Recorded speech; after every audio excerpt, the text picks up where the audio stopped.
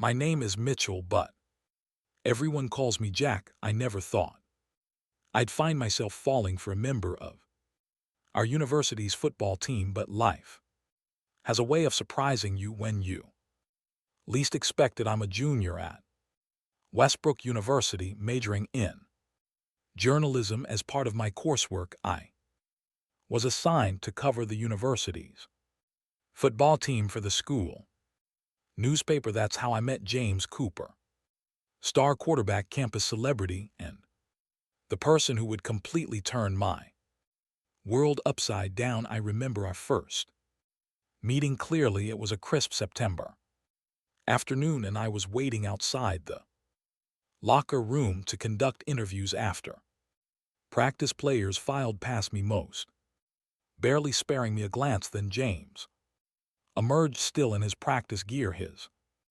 dark hair damp with sweat. "You must be from the paper," he said, flashing a smile that made my heart skip. "Coach mentioned you be around." "Yeah, I'm Jack," I managed, trying to maintain my professional composure. "Would you have time for a few questions?"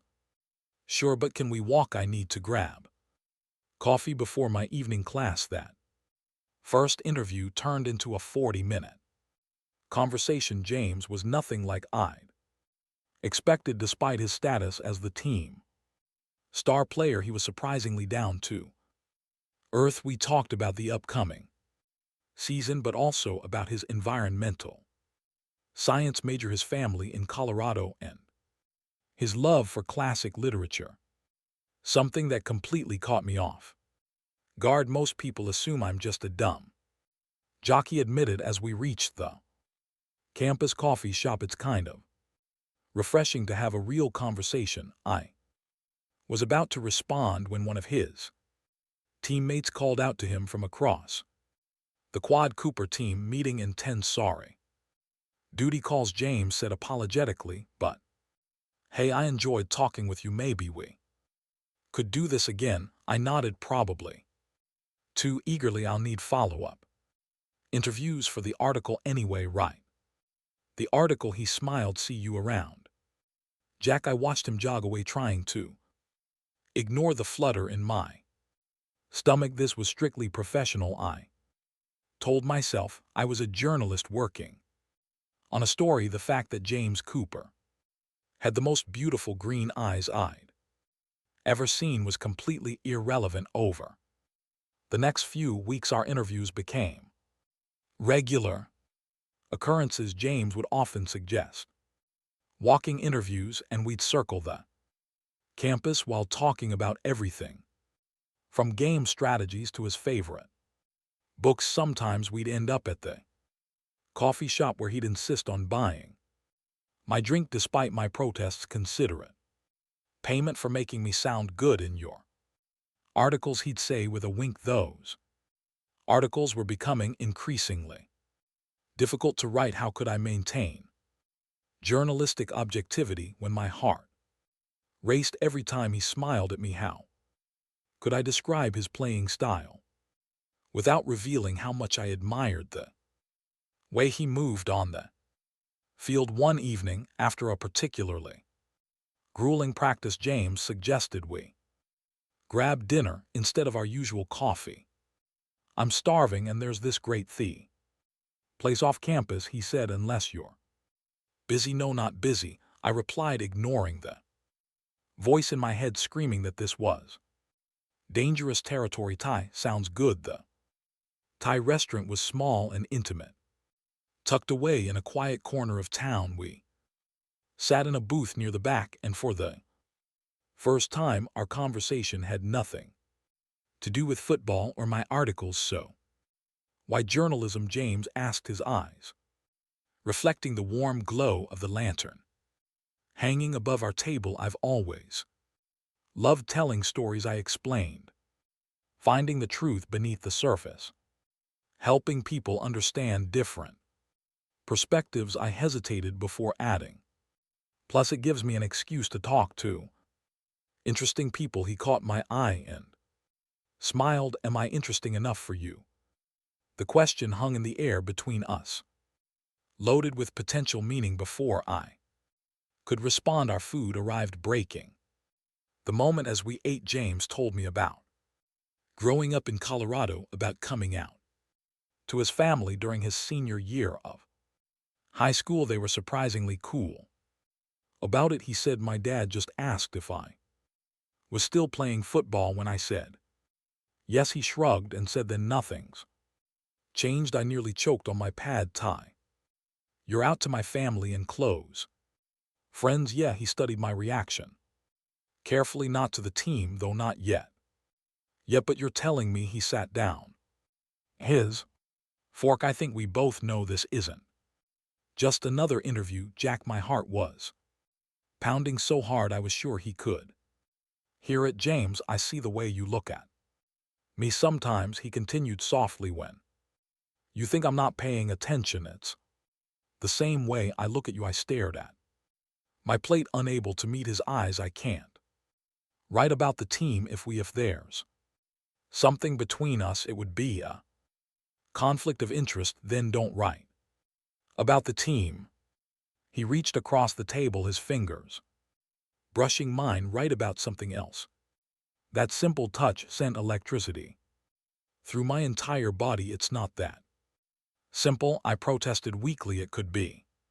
His hand was still on mine. Look at me, Jack. I did, and the intensity in his eyes took my breath away. I like you, he said simply. I think you like me too. Everything else, the team, the paper, what people might think, we can figure that out later. Before I could respond, his phone buzzed. He checked it and grimaced. Team meeting, coach likes to spring these on us last minute. We split the bill despite his protests and walked back to campus together. The night air was cool and our shoulders kept brushing as we walked outside the athletics building. James turned to me. Think about what I said, he asked softly. I nodded, not trusting myself to speak good. He glanced around quickly, then leaned in and pressed a quick kiss to my cheek. Good night, Jack. I stood there long after he disappeared into the building, my cheek burning where his lips had touched it. That night I barely slept, my mind replaying every moment of our dinner, every casual touch, every loaded glance. The next morning I went to my editor and asked to be reassigned. When she asked why, I just said I wanted to explore other stories. She gave me a knowing look, but didn't press for details. James texted me later that day. Heard you gave up the sports beat dinner again tonight. I stared at my phone for a long time before replying yes. Our second dinner was different, without the pretense of an interview or professional obligations.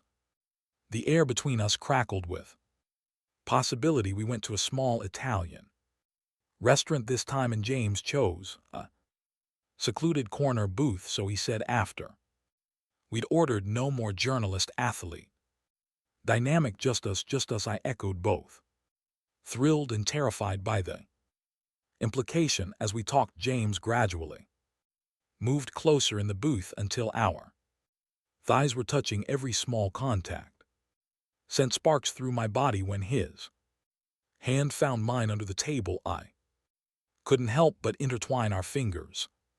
Would you like to come back to my place after dinner, he asked softly. My roommate's away for the weekend. I hesitated. Won't your teammates notice if I'm there? I have my own apartment off campus, he explained, being the St.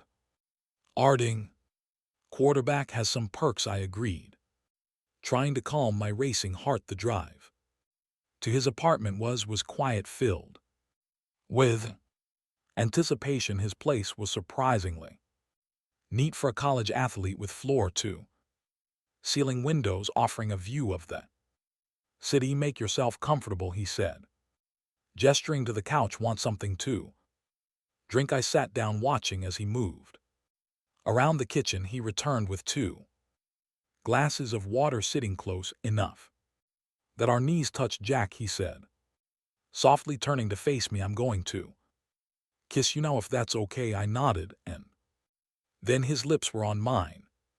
The kiss was gentle at first, tentative, but quickly deepened as months of suppressed attraction surfaced. His hand ceded my face, and I found myself pressing closer, wanting more. When we finally broke apart, we were both breathing heavily. James rested his forehead against mine, his thumb tracing my jawline. I've wanted to do that since our first interview, he admitted. Really? He laughed softly. You have no idea how distracting you were, sitting there with your notebook, biting your lip when you were concentrating. I kept messing up my answers because I couldn't stop staring at your mouth. I blushed, remembering how many times I'd had to ask him to repeat himself during those interviews. I thought I was being professional. You were adorably professional, he said, pulling me closer.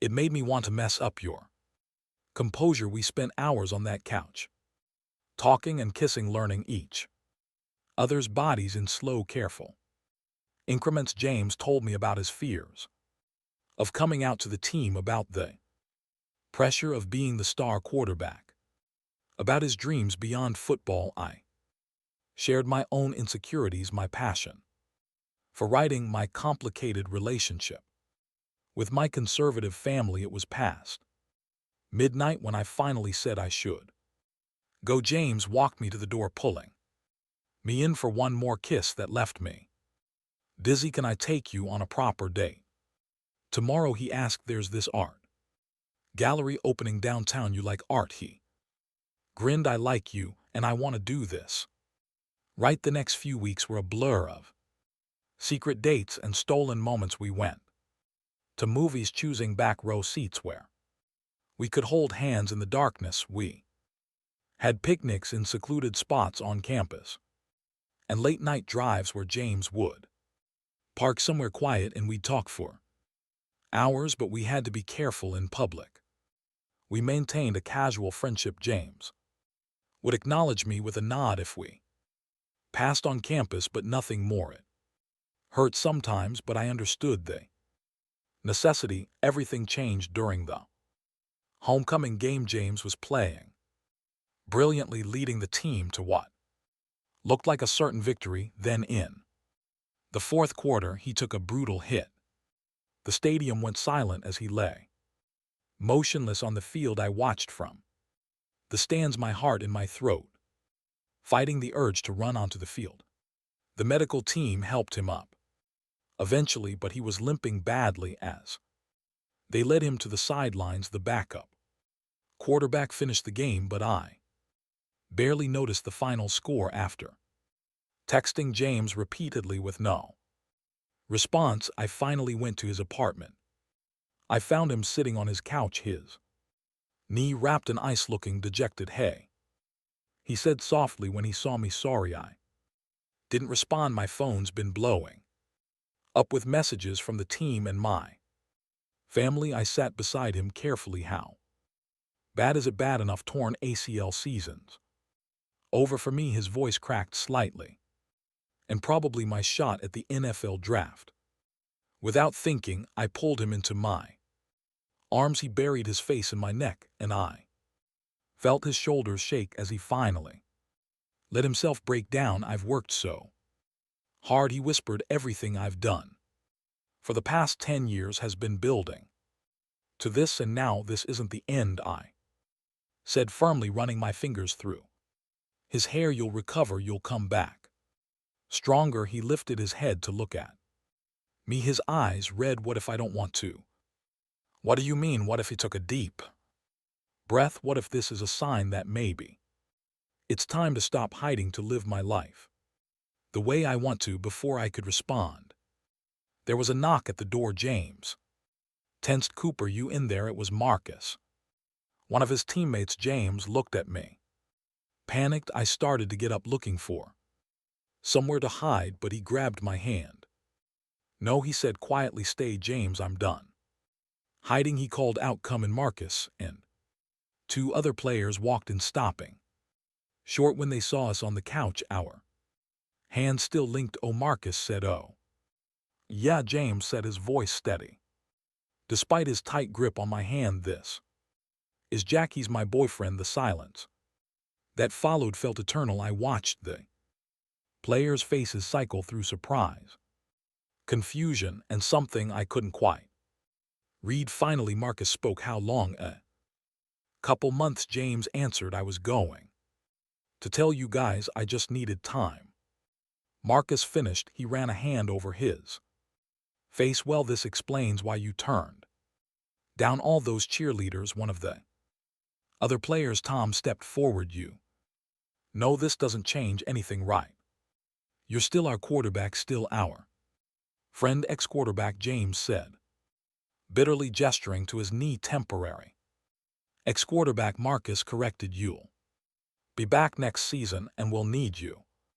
He paused. Both of you, I guess, since I'm assuming Jack comes as part of the package now. I felt tears pricking at my eyes as James squeezed my hand. Yeah, he does. The players stayed for a while, talking about the game and James's injury. They were careful to include me in the conversation, asking about my studies and how James and I met. When they left, Marcus hung back. Hey, Cooper, the team's got your back, okay? Anyone gives you about this, they answer to us. After the players left, James pulled me close, letting out a shaky breath. I can't believe I just did that. Are you okay? I asked, stroking his back. Better than okay, he smiled. I feel free. He kissed me deeply, then winced as he shifted his injured knee. The next few weeks were a whirlwind. News of James's injury made the campus paper, but it was overshadowed by the quiet ripples of another story. The star quarterback was dating a guy. Some people were surprised. Others claimed they'd always suspected, but most simply didn't care. The team, true to Marcus' word, had our backs. They invited me to their parties and study sessions, treating me like I'd always been part of their circle. James started physical therapy, and I went with him too. Every session, watching him work through the pain with determination. One evening, as we were leaving the clinic, James turned to me. Move in with me. What move in with me? He repeated. Your lease is up next month anyway, and you practically live at my place already. He was right. I've been spending most nights at his apartment, only returning to my dorm to grab clothes or books. Are you sure? I asked. It's a big step. He stopped walking and turned to face me. Jack, I love you. I want to wake up next to you every morning. I want to make coffee for you and watch you right at the kitchen table. I want this to be real, completely real. It was the first time either of you had said I love you. My heart felt like it might burst. I love you too, I whispered, pulling him into a kiss right there in the parking lot. Moving in together was both easier and harder than we expected. Easy because we already knew each other's habits and routines. Hard because we had to learn to navigate shared space and responsibilities. James was surprisingly neat for an athlete, while I had a tendency to leave books and papers everywhere, but we made it work. I set up a small office space in the corner of the living room where I could write while James did his physical therapy exercises. He learned to cook, sort of, and I learned to appreciate football strategy as he explained plays to me during games. One Sunday morning, about 6 months after I moved in, I woke up to find James already awake, watching me. Creepy much, I mumbled, snuggling closer to him. Just thinking, he said, running his fingers through my hair. About what? About how different my life would be if I hadn't met you, if I hadn't been brave enough to tell you how I felt. I propped myself up on an elbow. Different better, or different worse? Definitely worse. He pulled me down for a kiss. I might still be playing football, might even be heading for the NFL draft, but I'd be living a lie. Now I get to be myself completely, and honestly, and I get to be with you. His knee had healed well, but he decided not to return to football. Instead, he'd switched his focus to environmental science, planning to work in conservation. After graduation, I'd never seen him happier. The team's having a barbecue. Later he said, "Wanna go? Will Marcus be making those awful burgers again?" "Probably, but Tom's bringing his famous potato salad." I'm in the barbecue was at Marcus's house, and as we walked in hand, I couldn't help but marvel at how much had changed. A year ago, I would never have imagined being so openly comfortable at a football team gathering. "There's the happy couple," Marcus called out, waving his spatula. "Cooper, tell your boyfriend I'm not taking criticism about my burgers today." James laughed. "Jack, be nice about the burgers." "No promises," I teased, accepting a beer from Tom. The afternoon was perfect: warm sunshine, good food despite Marcus's cooking, and better company. I watched James joking with his former teammates, his smile bright and genuine. He caught me looking and winked, making my heart flutter just like it had during that first interview. Later, as the sun was setting, we sat together on Marcus' porch swing. James had his arm around me, and I was leaning into his warmth. "Remember when we used to pretend we were just friends at these things?" he asked. "You mean when you'd sit across the yard and we'd try not to stare at each other?" "Yeah, that was fun," he chuckled. "We weren't very subtle." Marcus told me later that half the team had figured it out before I officially came out. Really, apparently, and I quote, "nobody looks at their journalist like that." "Cooper," I laughed, remembering all those carefully orchestrated interviews that had really been excuses to spend time together. "You know," James said thoughtfully, "I never thanked you properly for what? For giving me the courage to be myself, for being patient when I was scared, for loving me through all of it." I turned to face him. "You don't need to thank me for that.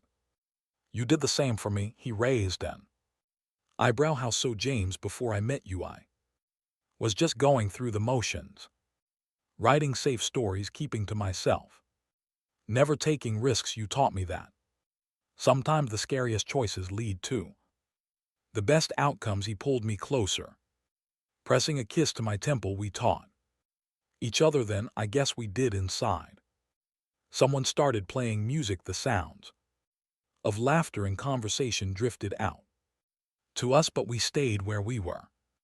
Content in our quiet moment. "Moved to Colorado with me after graduation," James said suddenly. I sat up straighter. "What? I got offered a position with a conservation group in Boulder. It's perfect. They're doing amazing work protecting wildlife habitats, and there are tons of magazines and papers. You could write environmental stories, political pieces, whatever you want. You're serious?" "Complete." He took my hands in his. "I know it's a big ask, but I can't imagine my future without you in it, Jack. Whatever comes next, I want us to face it together." I looked at him, really looked at him, at the man who'd changed my life in so many ways, who'd shown me what real courage looked like, who'd loved me without reservation once he allowed himself to do so. "Yes," I said simply. His face lit up. "Yes, yes to Colorado, yes to everything. Yes to us." He pulled me into a kiss, and I could feel him smiling against my lips. "Get a room, you two," Marcus called from inside, making us both laugh. Later that night, lying in bed in our apartment, James traced patterns on my skin as we talked about our future, about the mountains in Colorado, about the stories we'd write and tell, about the life we'd build together. I thought about that nervous journalism student waiting outside the locker room, and the quarterback who'd stopped to talk to him. How neither of us could have known that moment would change everything. Sometimes The best stories are the ones you never expected to tell. Sometimes the most important journeys begin with a simple interview. And sometimes love finds you when you're busy making other plans. James pulled me closer, already half asleep. Love you, he mumbled. Love you too, I whispered back, knowing that whatever came next we'd face it together.